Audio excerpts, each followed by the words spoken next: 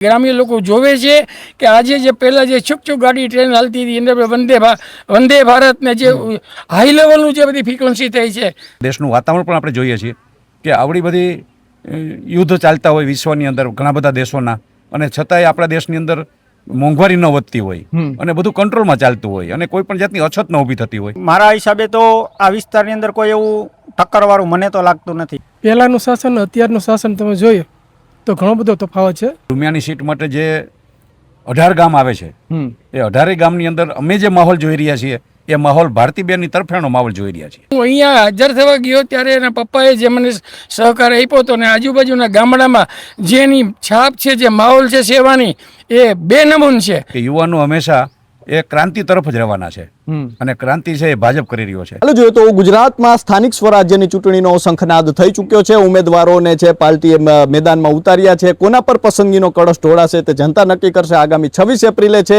તે ગુજરાતનું સૌથી મોટું લોકશાહીનો પર્વ કહેવાય એવું સ્થાનિક સ્વરાજ્યની ચૂંટણીનો માહોલ જામવા જઈ રહ્યો છે. ત્યારે હાલ આપણે રાજકોટ જિલ્લા પંચાયતની અત્યારે આપણે બેઠક પર જ્યારે રીતે જોઈ રહ્યા છીએ ત્યારે આપણી સાથે અનેક લોકો જોડાઈ ચૂક્યા છે. તો આવો તેમની સાથે જ સીધી વાત કરીએ, વાત ગુજરાતી પર. સૌપ્રથમ તો શું નામ છે આપનું અને કયું ગામ આપનું? નથુભાઈ ભારાઈ ગણોત. શું કહેશો કે આમ જોઈએ તો તમારા વિસ્તારમાં અત્યારે ચૂંટણીનો કેવો માહોલ છે? બહુ સારો માહોલ છે. શું કહેશો તમે? કોને આ વખતે તમે શું જોઈને મતદાન કરશો? ભાજપને. શું એવું કારણ છે? કાર્યકર સારા છે ને કાર્ય સારા છે. ખાસ કરીને ડુમિયાણી બેઠક વિશે આપણે વાત કરીએ તો ડુમિયાણીમાં ખેડૂતો વધારે છે. તમે શું કામ કરો છો? ખેડૂત જ છે. ખેડૂત છો તો ક્યાં એવા કામો છે જે તમને લાગે છે કે આ કામો છે તે પેલા કરવા જોઈએ? ખાસ ભાજપના કામ બધા સારા જ છે અને અમારા સ્થાનિક ઉમેદવાર છે ભારતીબેન, એના કામે બહુ સારા છે. કે એવા કામો છે જે તમને લાગે છે કે આ સારું કર્યું છે? બધા કામ સારા જ છે ભાજપના. એમાં કેટલા ગણાવી કઈ નક્કી ના થાય. તો ખાસ કરીને આ વખતે જે ભારતીબેનને ઉતારવામાં આવ્યા છે તો એમના વિશે શું કહેશો? તમે તો એમને કદાચ ઓળખતા હશો. અમે તો ઓળખતી જ ને, અમારા ગામના જ છે અને કામ બહુ સારું છે એનું. પહેલા અમારા પંચાયત ચૂંટણીમાં હતા અને અહીંયા બહુ કામ સારું હતું. જે રીતે તેમને વાત કરી છે ખેડૂતો છે તેઓ પણ અત્યારે જોઈએ તો ખાસ કરીને જે આ બેઠક છે તેમાં ખેડૂતો પણ ખૂબ મહત્વનો ભાગ ભજવતા હોય છે. આપનું નામ શું છે? સરમણભાઈ ભારાઈ. શું કહેશો? તમે શું કામ કરો છો? અમે ખેતી કામ જ કરી છે. હા, શું કહેશો કે તમે શું જોઈને મતદાન આપતા હોય છો? ઉમેદવારો બહુ સારા છે ને મેં ગઈ પંચાયતમાં એને હાર્યા જ હતો હું. ભારતીબેન બહુ સારા કામ કરી છે. કયો વિકાસ તમને દેખાય છે? બધો ટોટલી વિકાસ બહુ સારો ગામડે. એકાદો ગણાવી શકો તો? અરે ગામડાનો અમારો વિકાસ જોરદાર કર્યો એમ ગુણોદમાં. અને જનરલી વિકાસ સારો છે એમ. એટલે તમે કયો એવો વિકાસ તમને લાગે કે પેલા નહોતું હવે છે? કારણ કે તમારી ઉંમર કેવડી હશે? મારી ઉંમર 45 વર્ષ. 45 વર્ષ. તમે તો ઘણું બધું જોયું હશે. તો કયું એવું તમને નવાઈ લાગે છે અત્યારે? ખાસ રોડ રસ્તા પાણી બધે લાઈટો બધે સારામાં સારું. પેલા આવું કઈ નહોતું? નહીં પેલા એટલું ઓછું હતું ને યાર. હા, અત્યારે બહુ વિકાસ સારો. તમે પેલાની ચૂંટણી જોઈએ છે અત્યારની જોવો છો, શું ફેર લાગે? બહુ માહોલ અત્યારે બહુ સારો છે. હા, પેલા કેવું આમ? નહીં પેલા એટલો નહીં એમ માહોલ. શું પેલા કામ આ રોડ રસ્તા લાઈટો એવું નહોતું પેલા? એવું નહીં એમ બહુ. અત્યારે બહુ સારું છે, બહુ વિકાસ બહુ સારો છે. ખેડૂતોનું કેવું કામ તમને લાગે છે કે કર્યું છે? ખાસ કરીને ખેડૂતોના બધા મુદ્દા જે હતા એ બધા પૂરા કર્યા છે. અમુક બાકી રહી ગયા પૂરા કરશે એ વિશ્વાસ છે આપણે. કયા મુદ્દાઓ બાકી છે જે તમને લાગે છે? હજી એમાં અમુક મુદ્દા હોય જે પર્સનલી રહી ગયા હોય કોઈ બાકી પૂરા કરશે જ આવતીમાં. શું નામ છે આપનું? મારું નામ હેમંતભાઈ છે. શું કહેશું? આપ શું કામ કરો છો? હું નિવૃત્ત તાલુકા અધિકારી છું, તાલુકા શિક્ષણ અધિકારી. વાહ. શું કહેશો કે આપ તો એજ્યુકેશન સાથે જોડાયેલા છો અને હવે આ ડુમિયાણી બેઠકમાં છે તે અત્યારે ચૂંટણીનો જે જંગ જામવા જઈ રહ્યો છે, શું લાગે છે લોકો શું જોઈને મતદાન કરતા હોય છે?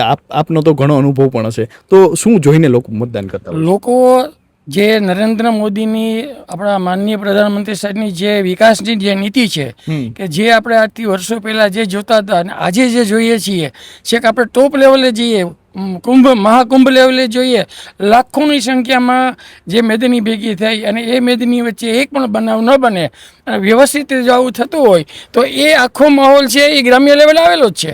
અને ગ્રામ્ય લેવલે જો આપણને આટલા સારા મજબૂત ઉમેદવાર મળતા હોય, જે ભારતીબેન છે એના પપ્પા એટલે સસાજી અને મજબૂતભાઈ એ ઉપલેટા ગણોદના ગામના 25 વર્ષ સુધી સરપંચ રહ્યા અને આજુબાજુમાં વિકાસના એટલા કામો કર્યા. મારી 75 વર્ષની ઉંમર છે. પણ જ્યારે હું અહીંયા હાજર થવા ગયો ત્યારે એના પપ્પાએ જે મને સહકાર આપ્યો હતો ને આજુબાજુના ગામડામાં જેની છાપ છે, જે માહોલ છે સેવાની, એ બેનમૂન છે. અને સાથે સાથે નરેન્દ્ર મોદીની જે વિકાસ ગાથા છે એ વિકાસ ગાથા એ અહીંયા આવશે અને ગ્રામ્ય લોકો જોવે છે કે આજે જે પહેલાં જે છુક ગાડી ટ્રેન હાલતી હતી એને વંદે ભારત ને જે હાઈ લેવલનું જે બધી ફ્રિકવન્સી થઈ છે, દ્વારકાની અંદર જે પેલો જે ઓખાબાજે જે બ્રિજ કર્યો છે એ વિકાસની ગાથા તમે જે સામાન્ય મતદારે જે ઓળખવા મળી ગયો છે. એટલે આ બધી વિકાસ ગાથા જો હું 100% કહું છું કે ભારતીબેન જ્વલંતપણથી આગળ વધશે અને અમને અને એ વિજય અપાવશે અને પોતે વિજય થશે અને વિકાસની ગાથા આ વિસ્તારમાં ચાલુ રહેશે. ઓકે, આ વિસ્તારના લોકો શું જોઈને મતદાન કરતા હોય છે? ખાસ કરીને આપની આટલી ઉંમર છે, આપે તો અનેક ચૂંટણી જતા જોઈએ છે. આપણે પહેલા એવું કહેતા કે અનેક દિવાળી અમે જોઈ છે, તો તમે તો અનેક ચૂંટણીઓ જોઈ છે, તો શું જોઈને મતદાન કરતા હોય છે? ખાસ કરીને લોકોને ક્યાં પ્રશ્નો હોય છે? લોકો મતદાન જે કરે છે એક ઉમેદવારને જોવે છે કે ઉમેદવાર અમારા વિસ્તારમાં કેવું કામ કરશે. એ ઉમેદવારને જોઈને કરે છે. ઉમેદવારની સાથે સાથે બીજી વસ્તુ કે જે પક્ષ કે જે પાર્ટી છે એના જે નેતાઓ છે એની આ લોકોને ઉપર કેટલું બધું પેલું રહેશે કે જેથી કરીને એના વિકાસના કાર્યો કરી શકે. આ બધી વાત જોઈને લોકો મતદાન કરે છે, એમને મતદાન નથી કરતા. શું કહેશો ખાસ કરીને તમે જે આટલું ઉંમર જોયું તો પહેલા કેવું હતું, પહેલા કેવો માહોલ હતો એ પણ થોડું સમજવું છે કે પહેલા ચૂંટણી હોય ત્યારે કેવો માહોલ હતો અને ખાસ કરીને જે ઉમેદવારો ચૂંટાતા ત્યારે કેવો માહોલ હતો? ત્યારે જે પહેલા જે માહોલ હતો એ એટલો બધો એજ્યુકેટેડ જેવો નહોતો. વર્ષો પહેલાની વાત કરું છું. એ આવતા હતા, ગામડામાં બેઠકો મળતી હતી, વાતો થતી હતી અને ચૂંટણી થઈ જતી હતી. આજે જ્યારે લોકો એટલા સજાગ થઈ ગયા છે કે ખરેખર જે ઉમેદવાર છે એ ઉમેદવારને જોવે છે, એના કાર્યો જોવે છે, એની જે આ વિસ્તારની એની પકડ કેટલી છે જોવે છે. એ જોયા પછી મત આપે છે. પહેલાં તો પછી એક કહેતા કે મત આપી દેતા, હવે એ મત નહીં આવે. તો ખાસ કરીને શું લાગે છે આ વખતે ત્રિપાખીયો જંગ છે તો કઈ ટક્કર થશે કે કોનું જીત થાય એવું કઈ લાગે છે અત્યારથી તમને કઈ દેખાય છે? ના, મને લાગે છે કે સારો માહોલ છે ભાઈ ઉમેદવાર ઉપર ભારતીબેન તરફ અને એ માહોલમાં એ 100% આગળ નીકળી જશે. એટલે ભાજપ તરફ સારો માહોલ છે. તો આમ આદમી પાર્ટી ને કોંગ્રેસ પણ મેદાનમાં છે, તો એ કેવી ટક્કર આપશે? ટક્કર આમ આદમી પાર્ટી અને કોંગ્રેસ પાર્ટી ટક્કર તો મને લાગે આ હિસાબે નહીં આપી શકે. એની મહેનત કરશે, હા એનું એ મહેનત કરશે એમાં ના નહીં, પણ આ પક્ષે થોડીક વધુ મજબૂત રહેશે. આપનું નામ શું છે? જયંતિભાઈ માંગરોલિયા. શું કહેશો, આપ શું કામ કરો છો? આમ તો એજ્યુકેશન સાથે સંકળાયેલો છું. ઓકે, તો શું કહેશો કે અત્યારે જે જોઈએ તો ડુમિયાણી બેઠક પર જે ચૂંટણી લડાવવા જઈ રહી છે, ભારતીબેનને જે ટિકિટ આપવામાં આવી છે, તો કેવો માહોલ છે? અને આપની જે આપે પણ અનેક ચૂંટણીઓ જોઈ હશે, તો શું કહેશો, કેવો માહોલ લાગે છે? સૌથી અગત્યની વાત તો એ છે કે જે ઉમેદવારની પસંદગી થઈ છે ને એ બરાબર વ્યવસ્થિત વિચારીને કરવામાં આવી છે. ઓકે, કારણ કે એમનો રાજકારણનો અનુભવ, પરિવારનો અને કાર્ય કરવાની ક્ષમતા અને એમની આર્થિક સદ્ધરતા, આ બધી બાબતોને ધ્યાનમાં રાખીને પાર્ટીએ જે નિર્ણય કર્યો છે, ભારતીય જનતા પાર્ટીએ, ખરેખર આવકારદાયક છે. આવતા સમયની અંદર સારા પરિણામો લાવવા માટે પાર્ટીએ જ્યાં જ્યાં આવા કાર્યો કર્યા છે એનો બધાનો લાભ દરેક ઉમેદવારને પણ મળશે. અને પાર્ટી લેવલે ભારતીય જનતા પાર્ટીના જે કામો કરેલીની યાદી છે એ મુજબ કદાચ ગુજરાતમાં તો વિકાસ હોય જ, કારણ કે ગુજરાત તો મોડલ છે રાજ્યોના, ભારતનું મોડલ રાજ્ય ગણાય. પણ ભારતના વિકાસમાં સૌથી યોગ્ય ફાળો પણ ગુજરાત સરકારનો એમાં આવેલો છે. એટલે હું માનું છું ત્યાં સુધી આ વખતના પરિણામો છે ને કંઈક અલગથી આવશે અને ભારતીય જનતા પાર્ટીની તરફેણમાં આવવાના વધુ શક્યતાઓ છે. એનું શું કારણ છે? કારણ કે આ વખતે જોઈએ તો ત્રિપાખીયો જંગ છે, તો એનાથી ભાજપને ફાયદો થશે કે નુકસાન, શું લાગે છે? ત્રિપાખીય જંગમાં હંમેશા સત્તાધારી પક્ષ હોવા છતાંય ભાજપને તો ફાયદો છે, કારણ કે વિકાસની ગાથા છે. સૌનો સાથ, સૌનો વિકાસ, સૌના પ્રયાસની સાથે જ્યારે સરકાર ચાલતી હોય, અમે જે વાતાવરણ જોઈ રહ્યા છીએ અત્યારે એ ખરેખર એક તરફી વાતાવરણ હોય એવું લાગે છે. ભાજપ તરફી વાતાવરણ ઊભું થતું હોય અને એક માહોલ હોય અને એજ્યુકેશનને કારણે અને યુવા વર્ગ છે, વધુ વધુ મતદારો યુવા વર્ગના છે. બિલકુલ. અને એ મતદારો છે એનો જે કાંઈ ઢાળ છે એ ભાજપ તરફી છે. શા માટે તમને એવું શા માટે લાગે છે કે યુવાનો હોય કે કોઈ વ્યક્તિ હોય તે ભાજપ તરફ અત્યારે તમને જે પસંદગીનો કળશ ઢોળે તેવું લાગે છે? શું એવું એટલા કારણ માટે તમને લાગે કે છે? યુવાનો છે ને એ એના રોલ મોડલને પસંદ કરતા હોય છે. ઓકે. અને આપણા સૌનું રોલ મોડલ ગણીએ ને તો એ નરેન્દ્રભાઈ છે, અત્યારના વડાપ્રધાન આપણા, કે જે ઘણી બધી ઝીણી ઝીણી બાબતોને વિચારીને પણ એ નિર્ણયો કરે છે. અને જે ભારતના હિત માટે નિર્ણયો થઈ રહ્યા છે એમાં યુવાનો છે ને એ મોટા સહભાગી થવાના છે. અને અત્યારના જે યુવાનો છે એ ક્રાંતિકારી વિચારો ધરાવે છે કે આવતા સમયમાં કેવા નિર્ણયો કરવા જોઈએ, શું એની ઇફેક્ટ આવે એ ધ્યાનમાં રાખીને પણ એ નિર્ણયો કરે છે. એટલે વધુ શક્યતાઓ એવી દેખાય છે કે યુવાનો હંમેશા એ ક્રાંતિ તરફ જ રહેવાના છે. અને ક્રાંતિ છે એ ભાજપ કરી રહ્યો છે. છેલ્લા ઘણા સમયથી આપણે જોઈ રહ્યા છીએ, આપણા દેશનું વાતાવરણ પણ આપણે જોઈએ છીએ કે આવડી બધી યુદ્ધ ચાલતા હોય વિશ્વની અંદર ઘણા બધા દેશોના, અને છતાંય આપણા દેશની અંદર મોંઘવારી ન વધતી હોય અને બધું કંટ્રોલમાં ચાલતું હોય અને કોઈ પણ જાતની અછત ન ઊભી થતી હોય, ત્યારે એ જવાબદારી તો આપણા યુવાનો બધા જોઈ રહ્યા છે એ પ્રમાણે વડાપ્રધાન સારી રીતે ચલાવી રહ્યા છે. કે જે માણસો મોટે ભાગે પેટ્રોલના ભાવ વધવાની રાહ જોવે. જો હવે પેલા ઘટવાની રાહ જોતા હતા, અમે કેમ વધ્યા નહીં, અત્યારે વધવાની રાહ જોઈ રહ્યા છે. એટલે એ સારી પરિસ્થિતિ બતાવે છે કે ભારત સરકાર જે કાંઈ કાર્યો કરી રહી છે એની અસર છેલ્લે સુધી પહોંચે છે. નાના માણસ સુધી એની અસર આવી રહી છે અત્યારે. ખાસ કરીને આપ સોશિયલ મીડિયા પણ વાપરતા હશો, તો એમાં અલગ માહોલ જોવા મળતો હોય છે, જમીન પર અલગ માહોલ જોવા મળતો હોય છે. તો આપ સોશિયલ મીડિયાને આમાં કેટલું ભાગ ભજવતો જોવો છો કે એનું કોઈ આમાં કામ હોતું નથી? શું માનો છો? સોશિયલ મીડિયાની અસર તો હોય જ. ઓકે. કારણ કે સોશિયલ મીડિયા વધુ વાપરનાર યુવા વર્ગ છે. અને યુવાનો છે એ વિચારોની ક્રાંતિ ધરાવે છે. એટલે એ જોઈને, માનો કે ભલે મીડિયા જોઈને જે નિર્ણય કરશે એવું નથી, બિલકુલ, પણ એના વિચારો તો એ દિશામાં જશે જ કે ભાઈ જે કામો થઈ રહ્યા છે એમાં જ્યાં કઈ ભૂલ હશે તો એ સામે કેનાર વ્યક્તિઓ પણ છે. સરકાર કદાચ ભાજપની હોય કે કોંગ્રેસની હોય, પણ એની સામે યુવા વર્ગ છે ને એ ક્રાંતિથી કામ કરી રહ્યું છે. કાંઈ પણ પ્રશ્ન હોય તો એ ડાયરેક્ટ સરકારની સામે પણ જાય કે ભાઈ તમે આ ખોટી વાત છે એમ. એટલે યુવાનો છે એ ક્રાંતિકારી તો છે જ. અને એની સામે પાર્ટી લેવલે ભાજપ જ્યારે કામ કરી રહ્યું છે ને ત્યારે એ ભાજપને સમર્થનમાં છે. યુવાનો છે એ અત્યારે મતદાનની દ્રષ્ટિએ અમે જોઈએ છે તો એ ઘણા બધા યુવાનોને મળી ત્યારે એ વિચારો રજૂ કરે છે આપણી સામે કે સાહેબ અમે તો આમાં માનીએ છીએ હવે. અને મતદાન 100% કરે એવો સૌનો આગ્રહ હોય છે. ને યુવાનો પણ અત્યારે 18 વર્ષથી ઉપરની ઉંમરના જે મતદારો બન્યા છે એ બધા એમ કહે છે કે અમારું પહેલું મતદાન છે અને અમારે 100% મતદાન કરવું છે આ વખતે. એટલે મતદાન પણ સારું થવાનું છે. ઓકે. બીજા નંબરમાં SIR આવતા જે બોગસ મતદારો હતા, જે અવસાન પામેલા મતદારો હતા, એ પણ રદ થઈ ગયા છે. એટલે ખરેખર જે મતદાન થશે ને આંકડાઓ પણ સારા આવવાના છે. અને ત્રિપાખીય જંગની અંદર જે લોકો સક્ષમ ઉમેદવાર હશે એને જ ફાયદો થવાનો છે. આપણે સીધું સમજી શકીએ એ તો કે અત્યારના સમયની અંદર સક્ષમ ઉમેદવાર હોય એને જ બધા મતદાન આપવાના છે. બિલકુલ, મતદાન એને જ કરવાના છે. એટલે કદાચ અમે એવું માનીએ છીએ આ વિસ્તારમાં અમારે ઉપલેટા તાલુકાની અંદર 3 જિલ્લા પંચાયતની સીટો આવે છે. એમાં ડુમિયાની સીટ માટે જે 18 ગામ આવે છે એ 18 ગામની અંદર અમે જે માહોલ જોઈ રહ્યા છીએ એ માહોલ ભારતીબેનની તરફેણનો માહોલ જોઈ રહ્યા છીએ. ઓકે. તો જે રીતે આપણે ખેડૂતો સાથે વાત કરી, એજ્યુકેશનને લઈને આપણે જે વડીલો સાથે વાત કરી, એમને ખાસ કરીને યુવાનની વાત કરી છે, તો એક યુવાન પણ આપણી સાથે છે, તેમની સાથે વાત કરીએ. તેઓ શું માને છે, શું જાણે છે? ખાસ કરીને સૌપ્રથમ તો આપનું નામ શું છે? જિગ્નેશ ડેર. શું કહેશો કે અત્યારે ચૂંટણીનો માહોલ જામી રહ્યો છે, ડુમિયાણીમાં પણ અત્યારે ચૂંટણી છે, તમને કોના તરફ માહોલ લાગે છે અને શું લાગે છે કે કોના પર પસંદગીનો કળશ ઢોળવો જોઈએ અને શા માટે? મોસ્ટ ઓફ ઉપલેટા તાલુકામાં 3 જિલ્લા પંચાયત સીટ છે. એમાંની ડુમિયાણી જિલ્લા પંચાયતની આપણે આજે વાત કરીએ છીએ. આ વિસ્તાર એવો છે કે અત્યાર સુધી આ વિસ્તારના એટલા વિકાસના કામ થયા જ નહોતા. આ વિસ્તાર માટે જે એક પાયાનો પ્રશ્ન હતો કે દર ચોમાસા દરમિયાન છેવાડાના 7 ગામની અંદર પ્રવેશ થઈ ન શકતો એ ગામોને હેલિકોપ્ટર દ્વારા દર વર્ષે રેસ્ક્યુ કરવામાં આવતું અથવા NDRF દ્વારા રેસ્ક્યુ કરવામાં આવતું. એ રસ્તા માટે ગુજરાત સરકારના માનનીય મુખ્યમંત્રી ભૂપેન્દ્રભાઈ પટેલે 1000 કરોડ રૂપિયાનો પ્રોજેક્ટ રજૂ કરી અને એ પુલ, નાના પુલ હતા એને મોટા બનાવવાનું ને એ રોડને ઊંચો લેવા માટેનું કામ અત્યારે ઓલરેડી ચાલુ જ છે.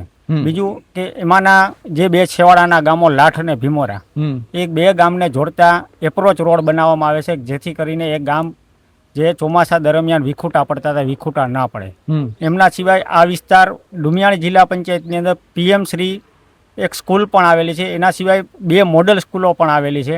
અને તમામ બિલ્ડિંગો આ 2023થી લઈને 2025ની વચ્ચે તમામ બિલ્ડિંગોના નવા ઓરડાઓ તથા 3 નવી સ્કૂલો આ વિસ્તારની અંદર આવેલી છે. ચીખલિયા, હાટફોડી અને તલંગણા, આ 3 ગામની અંદર નવી સ્કૂલો બનેલી. એમના સિવાય આ વિસ્તારની અંદર 2 PHC આરોગ્ય કેન્દ્ર આવેલા છે. બંને આરોગ્ય કેન્દ્રના 7 સબ સેન્ટરો આવેલા છે. તમામ સબ સેન્ટરો પર અત્યારે મેડિકલ ઓફિસરો પણ હાજર છે. PHC પર મેડિકલ ઓફિસરો હાજર છે. એમનો MPWHK નર્સિંગ સ્ટાફ, તમામ પ્રકારનો સ્ટાફ આવેલો છે. જેથી યુવાનો અત્યારે એ જ જોઈ રહ્યા છે કે જે શહેરી વિસ્તારની અંદર સુવિધા મળે એ ગ્રામ્ય વિસ્તારમાં સુવિધા મળી રહે છે. એ સુવિધાને જોઈને યુવાનો મત આપશે. બીજું કે ઘર આંગણે આંગણવાડી, પ્રાથમિક શિક્ષણ ને માધ્યમિક શિક્ષણ ઘર આંગણે તમામને મળી રહે, તથા તાલુકા કક્ષાએ જેમને કોલેજનો અભ્યાસ હોય, સ્નાતક કક્ષાના અભ્યાસ માટે તાલુકા કક્ષાએ મળી રહેતો હોય તો યુવાનો બીજા કોઈ પક્ષ તરફ જોશે પણ નહીં. એમના સિવાય વિસ્તારની અંદર 24 કલાક વીજળી, ખેડૂતો માટે દિવસમાં વીજળી, સોલાર પ્રોજેક્ટથી બહુ વિસ્તારની અંદર વીજળીનો પણ ફાયદો થયો છે.